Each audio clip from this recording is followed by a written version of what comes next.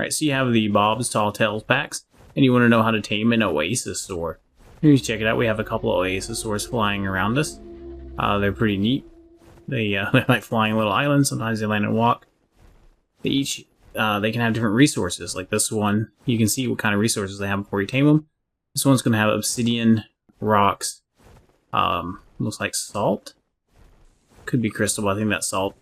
And then some trees and stuff. Alright, so we'll tame this one. And to give you an idea, whoa! Alright, careful when you dismount because they are moving. It'll send you flying. But yeah, these guys are pretty massive. Pretty big dinos. So yeah, we're going to go about taming this to, it's actually really simple to tame these guys. You need to have a tame that you basically kill or has died and then harvest its soul. Alright, so in order to get a dinosaur, your tame dinosaur has to die. So once it's dead, if you walk up and you access the inventory, you'll notice there's nothing there. Alright, so what you have to do is now you have to harvest the body. Alright, this wild dinosaur is going to harvest the body. Alright, whatever, as long as the body gets harvested, it doesn't matter. Alright, and we'll leave a bag behind. There it is. Okay, so now you saw the parasite didn't have anything in this inventory, yet it still dropped a bag when we cleared its body. Once you harvest the body, a bag drops and it has a soul that lasts for 24 hours in it. Right, so a few things you're going to need to tame the Oasisaur. You're going to need a soul of one of your pets. And these souls only last 24 hours. Or when your pet's a dinosaur. Yeah, so we got a Oasisaur. And then you're going to need a gun and some ammo. Preferably a gun that, a decent gun. And with the drops and stuff, you can get some pretty decent guns here. It could be pistols are probably going to work best. Fabricated pistol or a simple pistol, as long as it's got a decent amount of damage on it. You could use a fabricator sniper rifle if you really want to, but it's kind of a pain because you got to zoom in to hit your targets very accurately, and the shotgun.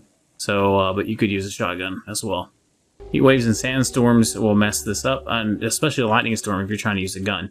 It'll definitely help to have some cactus brew, maybe some Callian soup. So if you want to know where the Oasisaur spawn, you can hit this.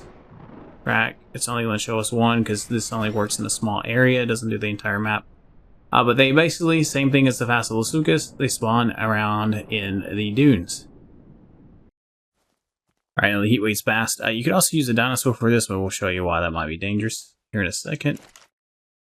Alright, so once you have your soul, you just can come up here to this pool of water and open the inventory. Now be ready, because when you do this, it's on. So, we started taming. Right. As it revives my dinosaur, it will tame. So this is the idea. Okay, but during that process, we're going to be attacked by RGs. Not RGs. Buzzards. So you're going to need to take the buzzards out. As you can see, the buzzards are reducing the health of the dinosaur we are trying to bring back to life. Now, if I shoot it, it's not going to lose health. So we're good there. So you don't have to worry about your guns hurting the... You can't reload while I'm on this thing that's trying to access the inventory. Well, that's not ideal. Now you're going to want to find the buzzards and shoot them before they get here. Not what I'm doing. I'm going to fail this tame, but just give you an idea how this works. It's actually really simple to tame. You can tame one of these pretty much right on day one. If you wanted to. I found a PvP service, maybe not the best idea. Oh my goodness, if I jump, can I reload? No. Alright, that's cool. If I get away from the water, I can reload. How are we doing on the taming? Taming's at 4.8%. This is going up pretty slow. Alright, now let's just show you this real quick. Bring a dinosaur up here to munch. They want to go straight for that and not my RG, so that still hovering over this with an RG and biting might not be ideal.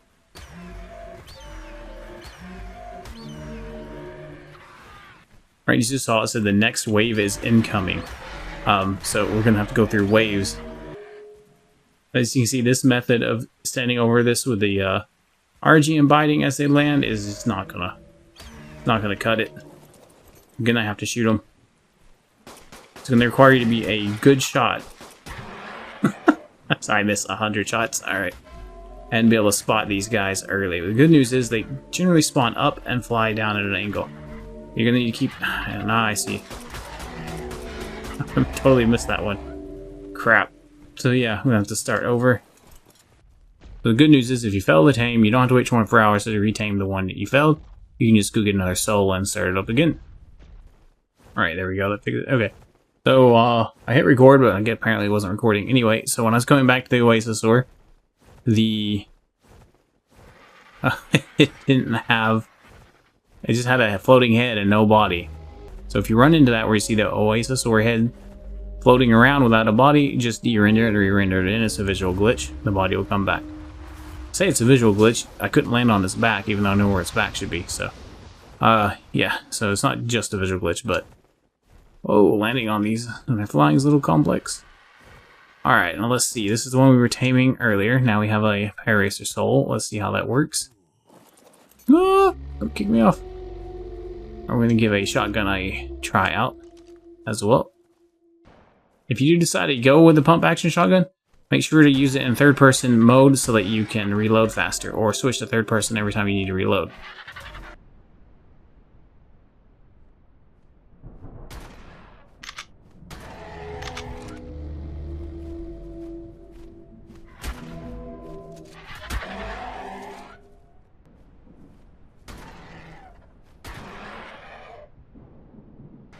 Right, if you notice, I went ahead and switched to the shotgun because while it shouldn't work better than the pistol, it does. So, if you have a good shotgun, this will be awesome. Just be careful about shooting down toward the pole with the shotgun. You want to try and find a way to stand somewhere where you can shoot across without... See, I'm hitting the Oasisaur even here, and they're going to fly down against that, so there doesn't seem to be a way to stand to keep from shooting the Oasisaur. Right, what if I stood here and fired this way? You know, I stood right here. Okay, yeah, if I stood in there, but then I can't reload. So, yeah, some issues. Though the machine gun, I can aim and not hit the Oasisaur if I aim just right above, as long as these guys stay above. So the machine gun does have that advantage, but it's not... Somehow the shotgun is more accurate at long range. Oh, it's crazy, the shotgun's almost as accurate as the sniper rifle at long range.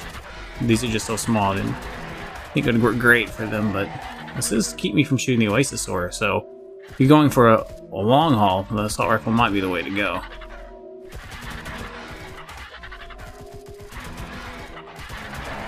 Because you can do that right there and just shoot right above the Paracer or whatever dino you have here. You shoot right above it and shoot over the turtle. I've got to get a lot more accurate with this gun. Good news is this gun has very little kick, so I'd be a lot more accurate if I was using the mouse. Yeah, I should switch to the mouse. Oh, no, stop. The reload button on the controller also accesses the inventory. How are we doing? Oh, you're going much faster this time. Why is the reloading taking so... Oh, I'm out of ammo. Oh no, I didn't bring enough ammo. Yeah, I think I'm in between waves now. How much damage did the Oasisaur take? A little bit, but it didn't seem to affect its effectiveness. So that's good. Oh, we're not through out of the wave. Crap. Where's the other one? There it is. You come in waves of 2 so far. So in the very early rounds, we're going to get waves of 2. Alright, so it's very important to kill the buzzards while they are in the air. So, and as each wave, so as we complete a wave, the next wave will start.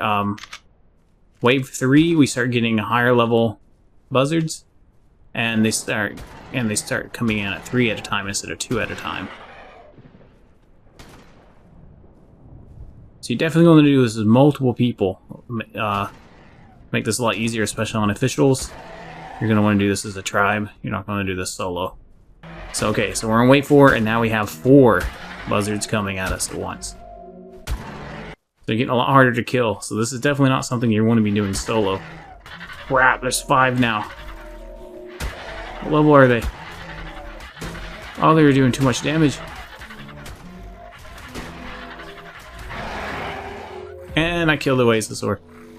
Crap. I shot the Oasisaur with the shotgun. Alright, so a few important things to note when you're trying to tame the Oasisaur. If you're on a dinosaur and you're in the pool attacking the buzzards, you're going to be hurting the Oasisaur. If you shoot and miss and hit the Oasisaur, you're going to hurt the Oasisaur. It only has 20,000 hit points, so you could easily kill the Oasisaur. So be careful about that. Alright, something to show you real fast with the Oasisaur, just so you can see. Alright, let's check out its health. Alright, it's got 15,800 health. Now if we breathe the fire on it, you see it's not on fire. 15,800 health, no fire damage. Alright, now if we get on the lightning wyvern, see there, no damage. Alright, let's just double check and shoot this into the pool, since it's a slightly different object. Yeah, no damage. Alright, let's try the poison wyvern.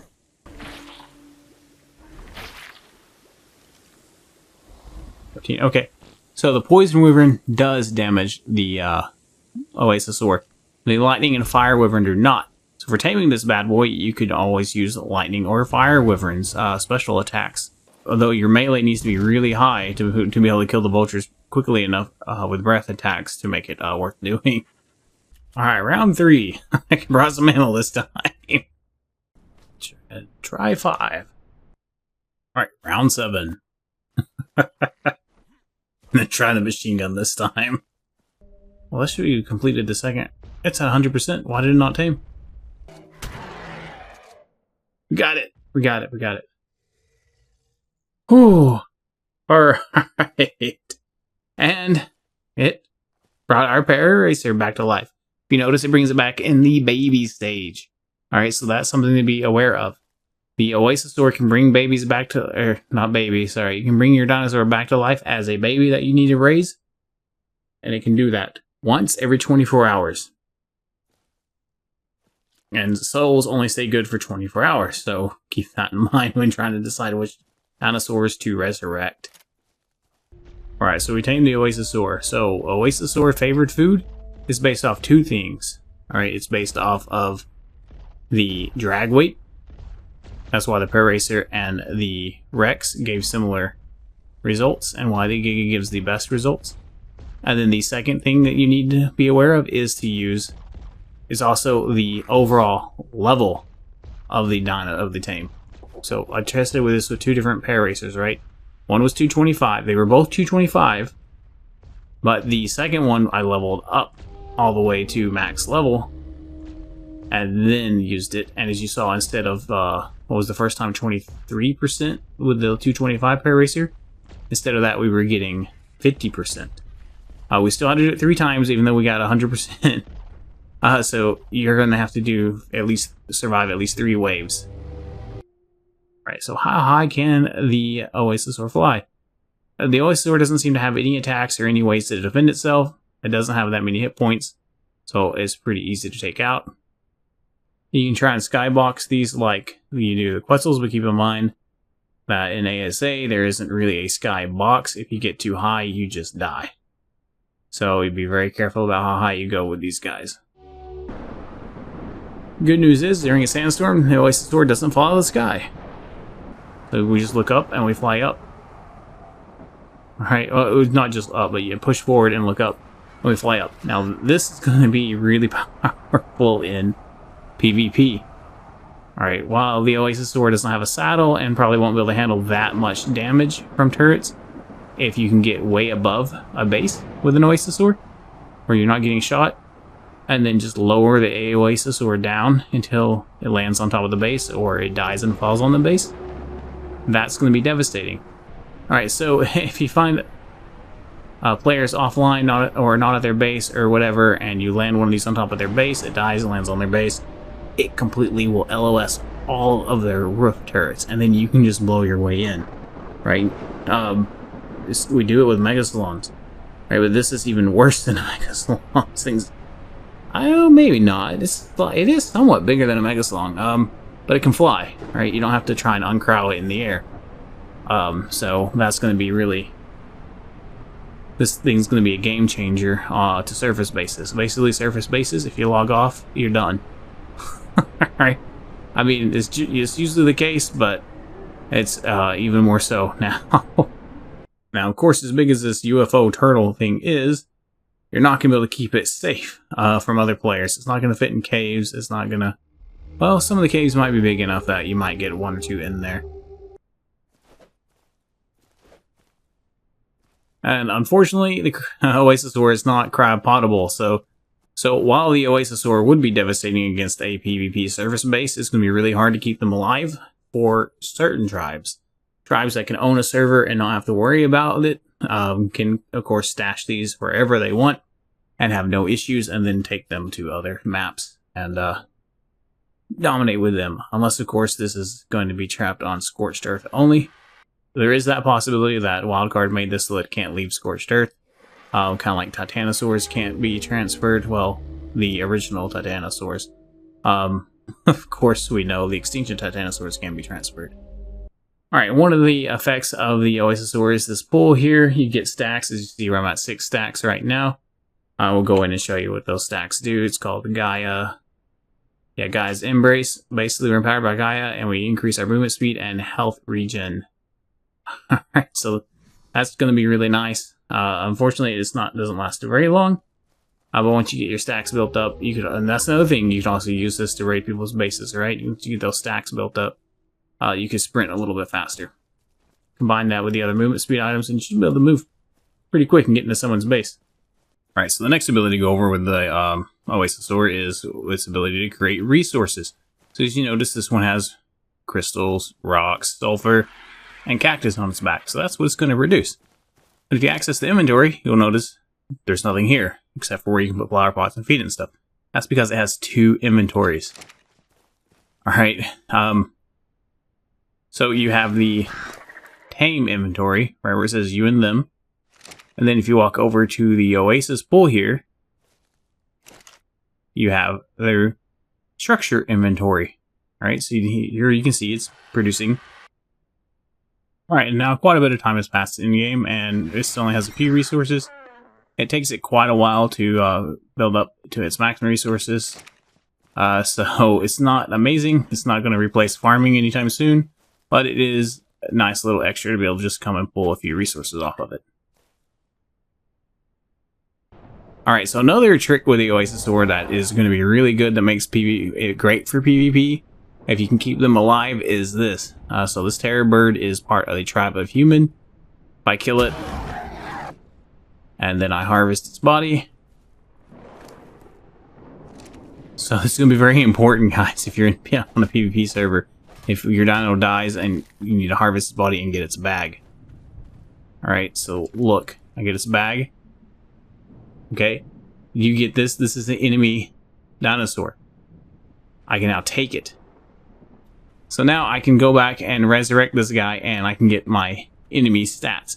So if an enemy tribe has better stats than me on some dinosaur, I can now kill their dinosaur, harvest his body, take their soul, and go revive it and raise it myself and get their stats.